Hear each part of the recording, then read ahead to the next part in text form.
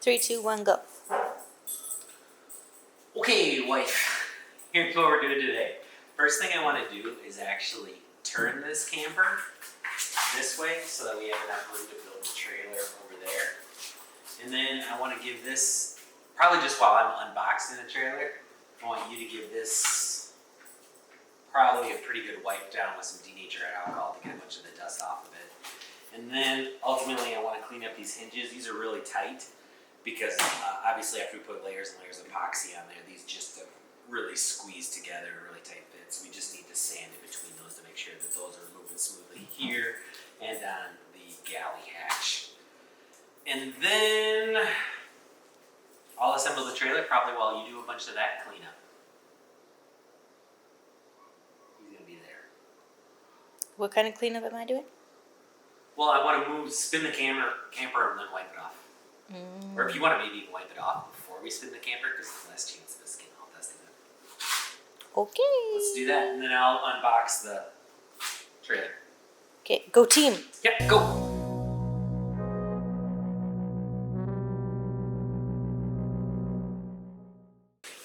I don't know if we've told you about these yet. I don't think so because they're fairly new, but Doug got these little containers off of Amazon, right? Yeah. They're just called wash bottles. Wash bottles, and we have them filled up now with the denatured alcohol since we have so much area to clean. He thought it was easier to just squirt the alcohol out of here than continuously dumping out of the can because you kind of make a mess when we're doing it out of the can. I do that like try a quad fold, squirt it up, and then just keep that in your hand as you go around. Handy dandy, no spills.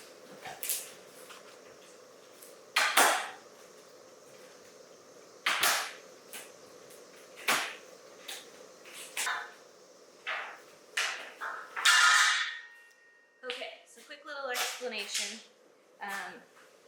Doug and I just realized that we're washing this down and getting ready for other steps, which is all great and fine. But you guys might be a little confused as to why the doors are on and the galley hatch is on and you didn't get to see any of that. Well, they're not really on.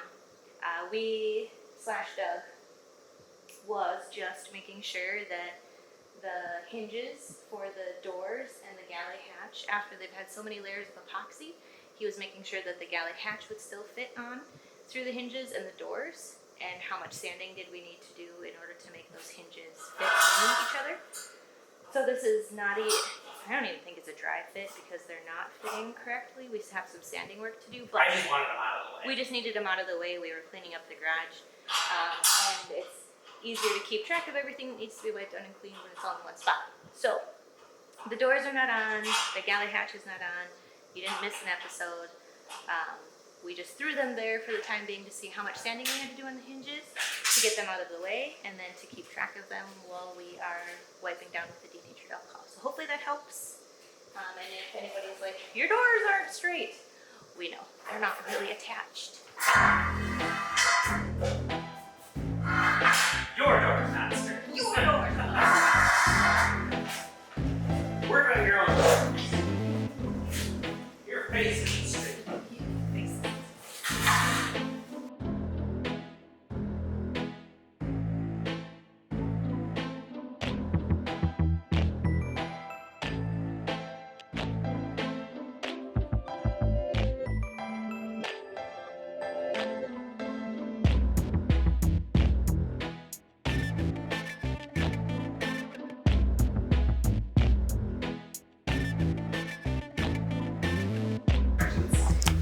All right, everyone, stay tuned for some super descriptive husband directions. How are we gonna spin it?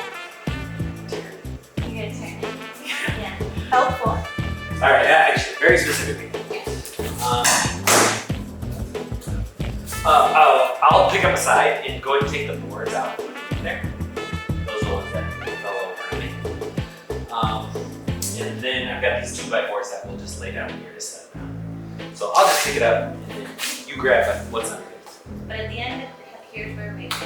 No, yeah, there's still questions on that. You're the thing. I pick up, you grab what's underneath. No, I get that. But where is the ultimate end goal? That's what I want to move it this way, the long way, to give us a little bit more room over there to so build the at trailer. the end of the day, on the galley hatch, there is front here. Okay. Super descriptive. freaking mess. What do you need that for? All you got to, I pick it up, you take crap out.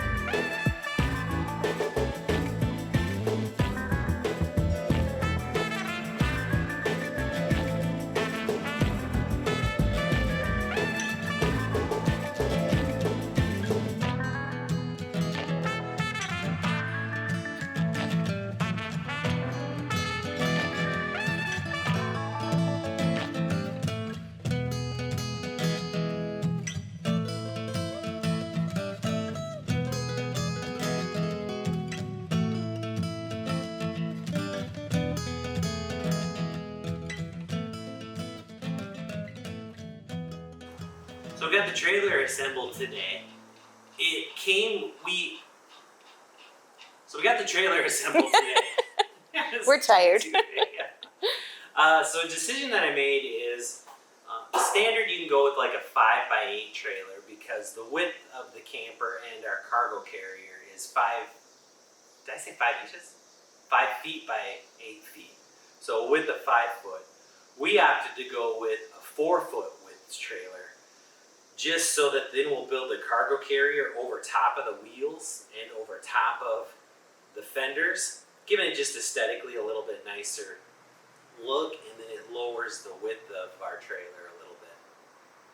The other thing is that with the 4x6 foot trailer, it only came with 8-inch tires, which then are only rated at like 65 miles per hour. So we just went to the hardware store and picked up 12-inch tires, and then these are rated at like 87 miles per hour, confirmed by the manufacturer on that as well.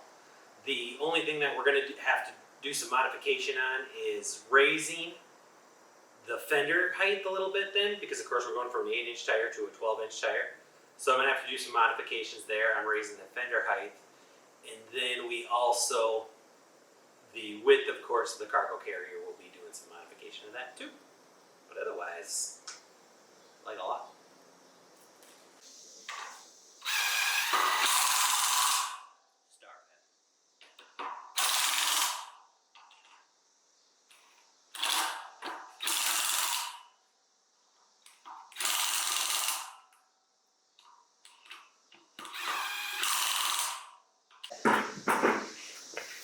So we lifted the integrated cargo carrier base that was over there behind the camper.